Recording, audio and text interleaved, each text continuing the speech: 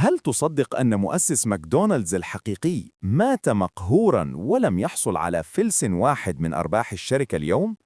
القصة بدأت سنة 1954 مع راي كروك، بائع خلاطات عمره 52 سنة، كان يلف على المطاعم وفاشل في بيع أي شيء. فجأة جاه طلب غريب من مطعم صغير في الصحراء يطلب 8 خلاطات دفعة واحدة. قال: مستحيل، لازم أشوف بنفسي. لما وصل انصدم، طوابير ناس طويلة والهمبرجر يجهز في 30 ثانية بس. الأخوين ماكدونالدز اخترعوا نظام الخدمة السريعة. راي شاف الدولارات في عيونه، أقنع الأخوين يعطوه حق الفرانشايز ونشر الفروع، وهم وافقوا بشرط: لا تغير ولا شيء في الجودة. راي بدأ يفتح فروع بجنون، لكنه طمع، كان يبغى يقلل التكاليف، والأخوين كانوا يرفضون ويقولون له لا.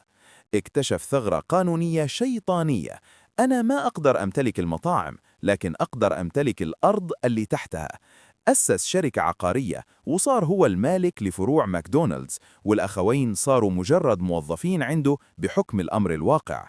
في النهاية رضخوا وباعوه له الشركة ب2.7 مليون دولار، واتفقوا شفهياً على نسبة 1% من الأرباح للأبد. لكن راي خدعهم، وبما أن الاتفاق شفهي أنكر وجوده وما دفع لهم دولار واحد زيادة. ومو بس كذا، فتح فرع ماكدونالدز جديد قدام مطعمهم الأصلي، وأجبرهم يغيرون اسم مطعمهم وأفلسوا. راي كوك صار أسطورة، والأخوين انتهوا في النسيان.